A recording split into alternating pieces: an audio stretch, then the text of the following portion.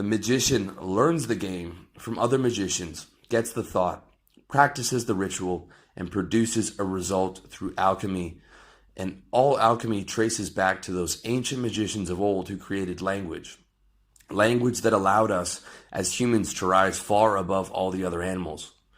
Those ancient magicians who had an idea created sounds with their mouth and associated those sounds with people, places, and things. And finally, they got those same people to agree and accept their sounds as words. Imagine the reality of a chimpanzee who shares 96% of our DNA, yet they've never spoken or even thought one single word. Just imagine their inner monologue for a second with no words, nothing but images and sounds. This is the power of agreement in words. Without words, our world in our inner life would be no richer than a chimpanzee's. It's all a word game, and you're playing it right now by listening to or watching me speak. That's why the Bible says, in the beginning, there was the Word.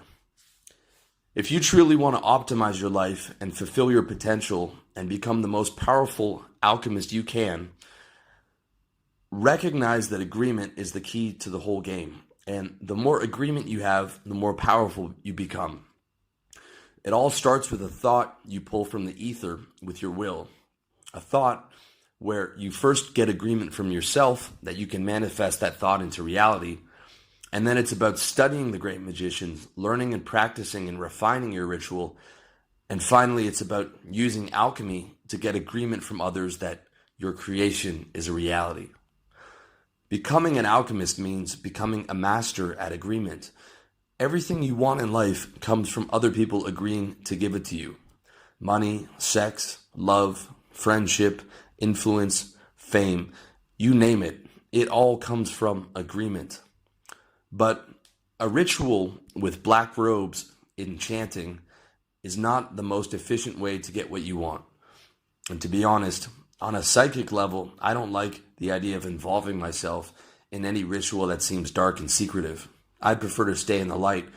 And luckily for me and for you, you don't need to sit around in a dark room all day chanting to get what you want. It's much better to wake up early and perform your workday ritual in the sunshine, honing your skills and sharpening your intent so that through alchemy of your entrepreneurial ritual, you can manifest money. Because say what you want about money and how it's created, without it, you're on the streets. And with it, you either solve or dramatically reduce every other problem you have. It's an ugly truth, especially when you understand how money is created, but it's a truth nonetheless. In the word game of life, the magical paper called money is an absolute necessity, and the more of it you have, the easier your life will be. If you're going to spend your workday mastering any ritual, master the entrepreneurial ritual. The employee ritual rarely gets you paid what you deserve, and at best, you're an assistant to a magician. Now, without money or marketable skills, an apprenticeship might be useful. But recognize that every Forbes 500 member is an owner, and in almost all cases, it's ownership of a single company that made them the bulk of their fortune, from Apple to Berkshire to Google. To become an entrepreneur, you study the great magicians and how they produce capital. You study the ritual of sales, marketing, and product creation. You refine your ritual over time, learning from your mistakes. You study consumers and see what gets their agreement. And ultimately, you develop the wardrobe of an entrepreneur. You create the ritual of a business. You learn the magical words of salesmanship, and you stand inside the magical circle of creation and produce your product or service. And through the intent behind your alchemy, you bring that product or service into existence through the agreement of your customers and clients. And you can be shocked at what you create when you devote yourself single-mindedly to the alchemy of business. I went from being a salesman at a job I hated to a content creator at a business I own and love. And since I started the ritual, millions of people have listened to my words worldwide, and thousands of people have paid me money to read my words, listen to my words, or watch me speak my words. And you have the potential to do the same. And not just in business, but in all areas of life. It comes down to a thought, to learning the game, to refining your game, and ultimately getting what you want through enough intent and action that other people give you their agreement. And the best way to get that agreement is by adding value. In the game of life, there are 3 ways to get people to agree to give you what you want: force, theft, and adding value. Of the 3, adding value is white magic. Theft and force are black magic, unless used in self-defense or the defense of your people. At this point, you might be wondering where I stand, and I'll tell you I try my best to stay on the right-hand path. I've studied the left-hand path, but I don't like where it leads in this life, and I'm scared to think where it takes you after you die. Crowley died a fat, penniless drug addict. Mussolini was hung by his ankles in the town square, and Madoff is rotting away in jail. Sure, many people get away with their dirty deeds and their black magic, but they live every day in fear of attack or of getting caught, and their deeds come back to them in other ways: in lawsuits, in broken marriages, in drug-addicted children, and in unhappiness, despite all the trappings of success. And God only knows where they go after their time is up in this world. It's easier to be happy by adding value, instead of relying on theft and force.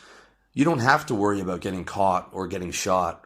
You don't have to mistrust everyone in your inner circle, waiting for the smallest sign of betrayal because you chose to play a game where a loss means death or jail, and because you chose to surround yourself with good people instead of a den of vipers. Instead, life is better when you choose to play the game of adding value to get agreement. You can live in peace and ease, knowing the more value you add, the better you do, and the more people you help. In my experience, the happiest people I know are the people who live their life to add value to others.